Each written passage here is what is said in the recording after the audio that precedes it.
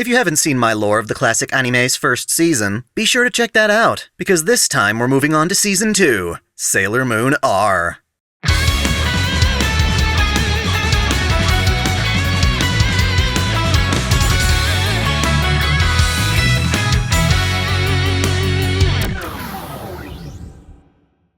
Welcome back to OtakuDaiKun, Dai here. To reiterate, this is part 2 of a video series covering the lore of the classic Sailor Moon anime. It does not follow the manga or Crystal. While a lot of it overlaps, there are clear differences, so please be understanding. Now, to recap Season 1, thousands of years ago the Moon Kingdom thrived until it was attacked by the Dark Kingdom. The Moon Queen Serenity used a powerful treasure, the Silver Crystal, to seal the Dark Kingdom and transport her daughter, the Sailor Guardians, and Prince Endymion to modern-day Earth, where they reincarnated as ordinary people. Over time, the Dark Kingdom began to awaken, and so too did the Sailor Guardians. Princess Serenity, now reincarnated as Usagi Tsukino, gathered the Sailor Guardians as her friends, rekindled her love for Prince Endymion, aka Mamoru, and managed to defeat the Dark Kingdom once and for all. This, however, cost them their lives, and Usagi used the Silver Crystal to once again reincarnate her loved ones without their memories of any of this. While the Dark Kingdom is no more, we've essentially wiped the slate clean to start over. Of course, if there were no conflict, we'd have no story, so another enemy has to take the Dark Kingdom's place. Sailor Moon R has 2 plot arcs and a movie, which gives us 3 sources of conflict. The first arc is exclusive to this anime, chronicling the struggles of Ail and An. They are survivors of an alien race that thrives off the power of the Makai tree. As they travel the stars, the Makai tree begins dying, and so they take refuge on Earth, where they attempt to feed the tree energy stolen from humans. To gather this energy, Ail and An disguise themselves as junior high students, Seijuro and Natsumi Ginga, and release monsters called Cardians to gather energy much like the Yoma did. While the two of them claim to love one another, they lack compassion for anyone else. Strange then that they would disguise themselves as brother and sister. Scandalous. When the first Cardian starts harvesting the energy from the city's women, Naru gets attacked. As Usagi tries to save her, she is put in danger. Luna, who had hoped the Guardians could continue living in blissful ignorance, reluctantly decides to restore Usagi's memories, and with them, Sailor Moon's powers. She bids farewell to her ordinary life. On the plus side, this means Usagi remembers her love for Mamoru. Too bad his memories haven't returned. As a result, An, disguised as Natsumi, begins to fall for him, sparking a new rivalry. Luna wishes to restore the memories of the other Guardians, but Usagi claims she can handle this threat on her own.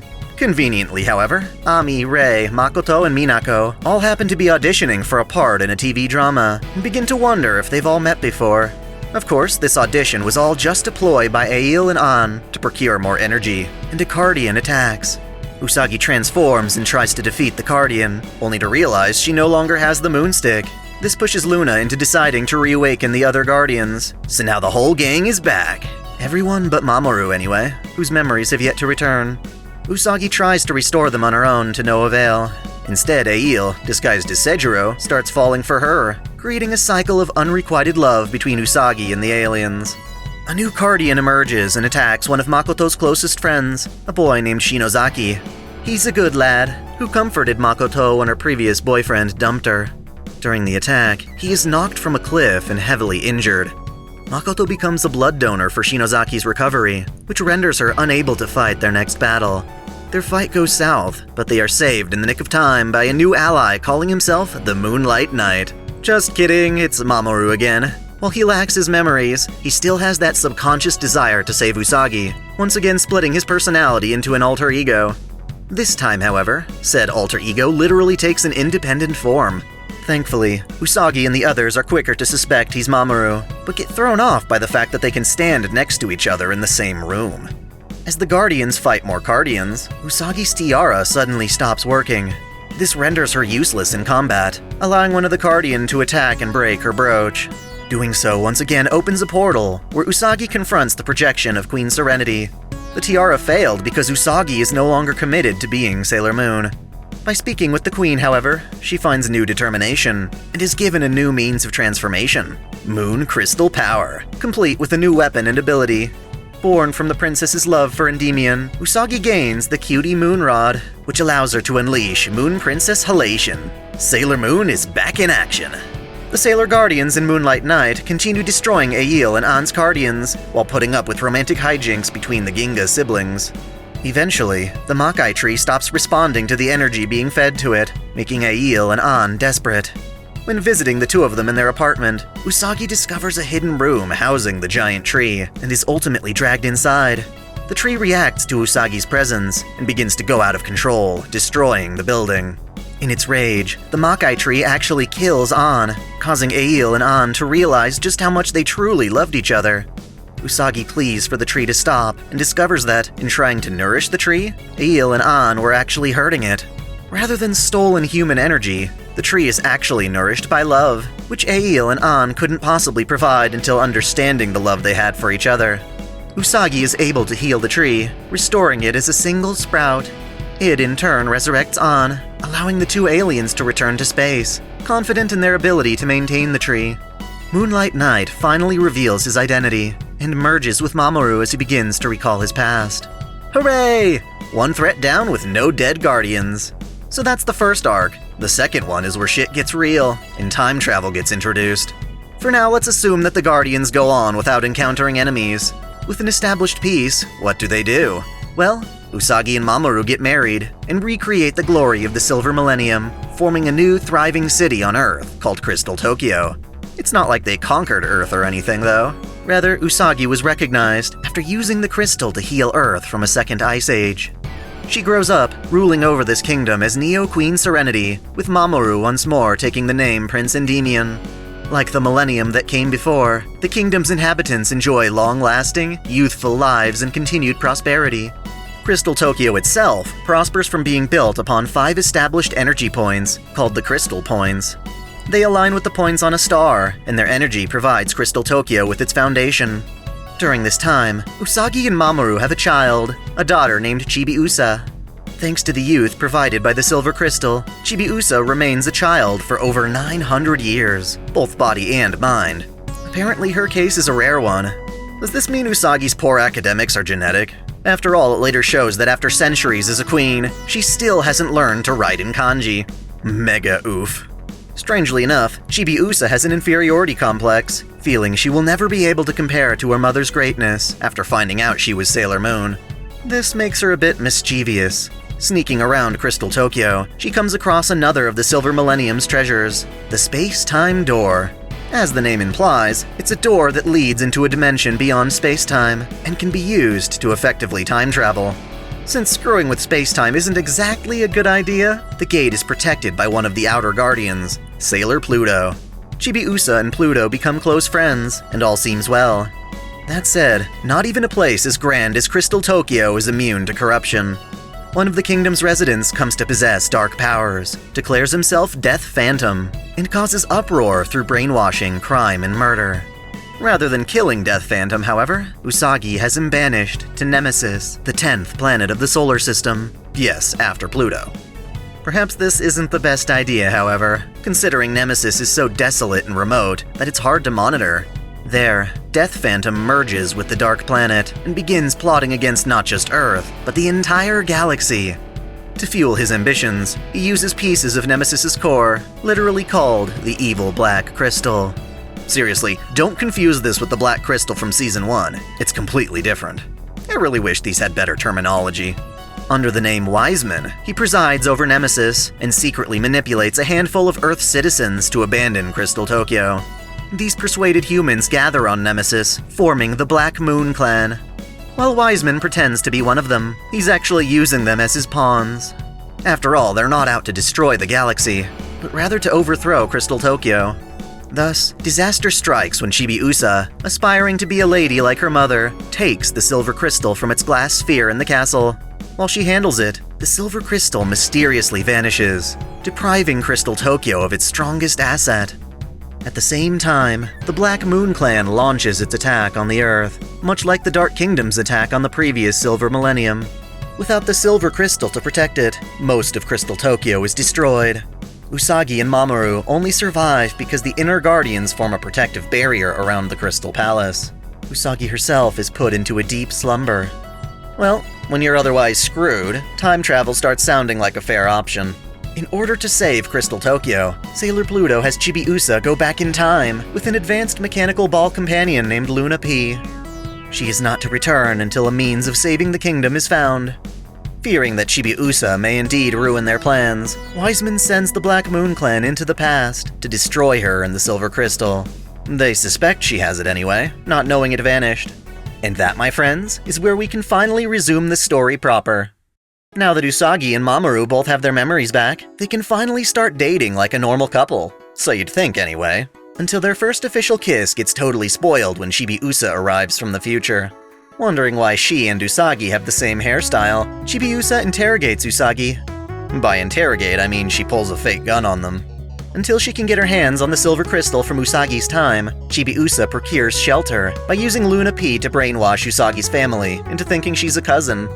As one might expect from the child of Usagi, Chibiusa is quite the brat, ironically clashing with her own mother.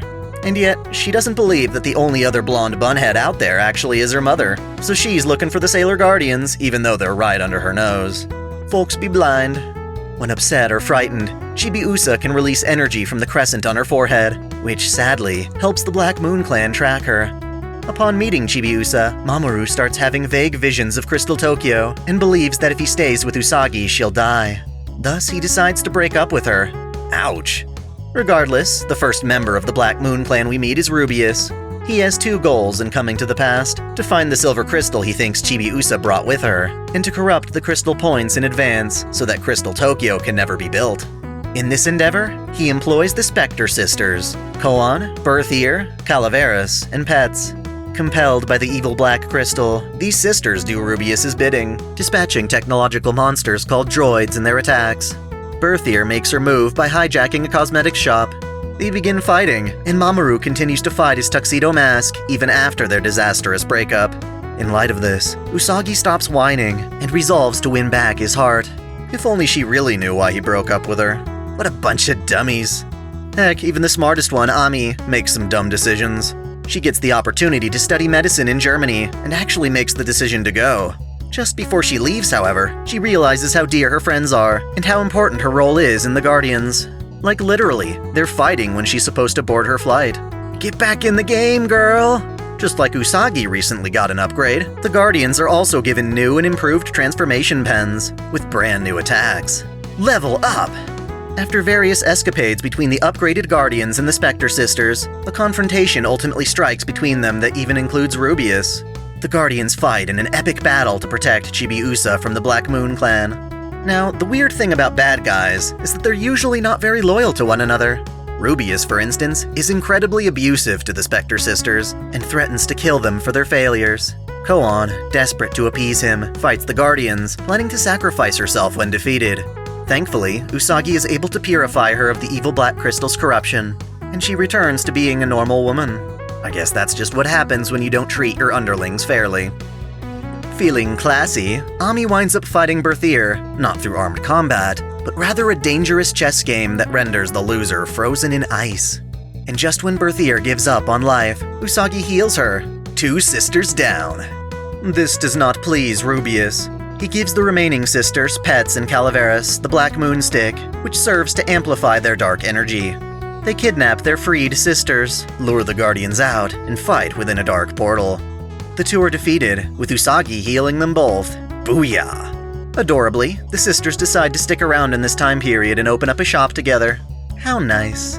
Just as important, Chibiusa winds up witnessing Usagi and friends transforming. She's not exactly thrilled to know Sailor Moon is Usagi. That said, she knows Usagi has the silver crystal, and resorts to stealing it. Without the sisters to boss around, Rubius has to do his own damn job, and without the silver crystal, there's nothing Usagi can do about him. He storms up in his bitchin' UFO, and abducts Ami, Rei, Makoto, and Minako. Usagi's pretty pissed about it, but Mamoru has to remind her that Chibiusa is just a child. Rubius threatens to kill his captives, unless Usagi hands over the silver crystal and Chibiusa. Chibiusa feels guilty for what she's done, gives Usagi back the silver crystal, and offers to go with Sailor Moon to deliver the goods. Usagi attempts to lie to Rubius on board the UFO, but fails. Resorting to Moon Princess halation doesn't work much either, as Rubius fucks with the ship's gravity. While they fight, Chibiusa notices Rubius's power source, his shard of the evil black crystal, and loosens it from its containment. This causes the ship to fall apart and nearly explode. Rubius resolves to go down with the ship, taking the Guardians with him, but they peace out via teleportation. Oof. Not wanting to die, Rubius calls out to his fellow Black Moon Clan member, Esmeralda, for help. Except, what goes around comes around. Just like Rubius treated the sisters like crap, Esmeralda decides to let him blow up with the ship for his repeated failures. Double oof. As a side effect of their last battle, Chibiusa is ill from touching the black crystal, and the Guardians have to dive into her mind to save her. There, they get a pretty good glimpse of Sailor Pluto in Crystal Tokyo as she remembers them. It's not pleasant. Well, the city isn't anyway. Pluto's good, Civ. Following in Rubius's shadow, Esmeralda arrives to wreak havoc on Earth and its future by employing droids. She also makes the future less stable by implanting dark henges. After wallowing in despair from her breakup with Mamoru, Usagi starts having the same premonitions he has. She finally gets why he broke things off, but doesn't think the two of them should be apart just because she might die. She'd rather die than deny her true feelings. I get that. YOLO! Except for her, it's like her third life after 2 reincarnations. Now, I don't have the exact placement for these events, but we simply can't forget about Sailor Moon R the movie. Other than it being absolutely gorgeous, the film is very much a side story that has nothing to do with the Black Moon Clan. It focuses on Fiore, an alien from outside the solar system, similar to Ail and An. As a child, he found his way to Earth and met Mamoru in the hospital. The two became close friends, perhaps more so in Fiore's eyes, and yet he had to leave Earth soon. As a parting gift, Mamoru gave him a rose, prompting Fiore to promise that one day he would return with a bounty of flowers. While searching the galaxy for the perfect flower, Fiore is bewitched by one of the most destructive life forms on the planet, the Zenian flower. Seriously, this thing wound up destroying plenty of planets in the Milky Way galaxy. Fiore returns with the Zenian flower, among others, to a grown-up Mamoru who barely remembers him. He's envious of Mamoru's relationship with Usagi, and the Zenian flower turns this into hatred. He kidnaps Mamoru and takes him beyond the Earth, prompting the Sailor Guardians to form a rescue team. They battle on a meteorite, which starts to plummet to Earth. Its impact will be catastrophic, so Usagi uses the silver crystal to try and save everyone, only for her to die as it shatters. It is then that Fiore realizes the rose Mamoru gave to him was actually the same rose Usagi gave to Mamoru. He learns that his connection to Mamoru couldn't have happened without Usagi's kindness. This purifies his heart, breaking the Zenian flower's control over him, causing it to perish. To redeem himself, Fiore pours his life energy into a flower that Mamoru uses to revive Usagi. I just wonder what the Black Moon Clan was up to during all of this. Esmeralda proves just as incompetent as Rubius. Still, she remains optimistic, trusting in 2 more droids, the Bull brothers. She looks forward to reporting her success to Prince Demand, the presumed leader of the Black Moon Clan, beneath Wiseman, of course. She's in love with the guy, and this fuels her villainous antics. This ploy starts as Chibiusa attends elementary school and finds that her teacher and classmates are all brainwashed by the Bull brothers. As the Guardians fight back, they are confronted by Chibiusa's brainwashed friend, Momoko. It's up to Chibiusa to save her friend, using her latent energy to break the brainwashing. This allows the Guardians to promptly defeat the brothers, like all prior droids. Seeing how strong the Guardians have become, Chibiusa decides it's time to bring them to the future in an attempt to save Crystal Tokyo. At the space-time door, Usagi meets Sailor Pluto, who perceives her as a threat. Seriously guys, there aren't that many bunheads in the world. Can't you recognize your own queen? Apparently not. Chibiusa has to defuse the situation. They all proceed through the space-time corridor, where they get attacked by another droid, but they ultimately come out on the other side to witness the ruins of Crystal Tokyo. There, they meet with a hologram of future Mamoru, and learn that he's the one responsible for the prophetic visions of doom that caused Usagi and Mamoru to break up. Apparently, future Mamoru's a troll who just wanted to test their bond. What a jerk. The Guardians all learn about how the future came to be, and that, sure enough, Neo Queen Serenity is just future Usagi. That's when Prince Demand steps in. Like I said before, he's the one who's been sending other Black Moon Clan members to the past. It was his disapproval of Crystal Tokyo that made it so easy for Wiseman to manipulate him. Now, he has this crazy idea that he can brainwash Usagi into ruling the world as his queen. He abducts her and takes her all the way to Nemesis. Mamoru ain't having it. He ain't into that Netarare bullshit. and rescues her. This whole time, Wiseman's been acting as a supporter of the Black Moon clan, but Demand's brother, Saphir, begins to suspect there's more to him. Saphir's probably the smartest of the bunch, honestly, admitting that if Demand had simply killed Usagi instead of trying to kiss her, they'd have already won. Esmerode's just pissed that Demand loves another woman, and visits Wiseman for help defeating the Sailor Guardians. He turns her into a dragon that proceeds to attack the Crystal Palace. Yet even this isn't enough to overcome Sailor Moon's Princess Halation attack, which destroys the dragon, sending Esmeralda into a void. Turns out, Wiseman is glad this happened, finding her to be a nuisance. Seriously, if only the bad guys would cooperate for once. Chibiusa goes missing amidst the chaos, and encounters Wiseman. He preys upon Chibiusa's doubts, pressuring her into believing her parents don't love her. Just like the other clan members, Wiseman brainwashes her into joining him. The result is Black Lady, an older, more dejected Chibiusa, who returns to 20th century Earth to implant a shard of the evil black crystal into Tokyo, swarming the sky in darkness. Though Usagi tries to heal her and succeeds in restoring her memories, Black Lady is too steeped in Wiseman's coercion and rebounds. Saphir sees how Wiseman manipulates people and tries to convince his brother that they're being used as pawns. Too bad no one's listening and Wiseman's pissed at him. Without much option, Saphir steals a critical component of the evil black crystal and flees to Earth, but is ultimately killed by Wiseman. At the very least, he manages to make Demand suspicious. It's not enough to cure stupidity, though. Demand is still too horny for Usagi to focus on the real issue and, while trying to forcibly kiss her again, confirms Wiseman's ambitions far too late. At least the guy's out for redemption. When Wiseman attacks Usagi, Demand steps between them and takes the hit. Usagi goes beyond the call of duty and comforts the moron in his final moments, promising to rescue the people of Nemesis from Wiseman's coercion. Wiseman, or Death Phantom, whichever you prefer at this point, ultimately wants to envelop the galaxy in darkness, and is planning to do so by opening the Black Gate above Tokyo. The energy pouring through the gate will be channeled into Chibiusa, which could very well kill her. Having no luck fighting Chibiusa, Usagi decides to use the Silver Crystal to awaken Neo Queen Serenity into her own body. Basically, she gives her future self control over her present self, so that mother and daughter can truly hash it out. She floods Chibiusa with visions of their happy moments, drowning out all the lies, allowing Chibiusa to break free from Wiseman's control. Sadly, this pushes Usagi to her limits, making it nearly impossible for her to contain the Dark Gate's onslaught. Chibiusa blames herself and cries repentantly. These tears wind up bringing back the missing silver crystal of the future. Turns out when it vanished, it simply went inside her. She uses it to transform into small lady Princess Serenity, finally standing on the same level as her mother. With the power of 2 crystals and the inner guardians, Wiseman and the Dark Gate are obliterated. With all of this settled, Usagi and her friends return to their time, leaving Chibiusa to reunite with Queen Serenity in the future. And that's the end of Sailor Moon R. More conflict will no doubt ensue in the following season, Sailor Moon S. Look forward to it. Thanks for watching. If you enjoy this channel, help me beat the algorithm by liking, commenting, and sharing the video, subscribing to OtakuDaiKun, and, most of all, smashing that notification bell so you don't miss out on all of my anime discussion, lore, or Let's Play content. If you want to support me directly, there are now 3 ways that all provide the same benefits. You can click Join here on YouTube, or join Patreon or Subscribestar for access to exclusive vids and early access. As always, celebrate your fandom.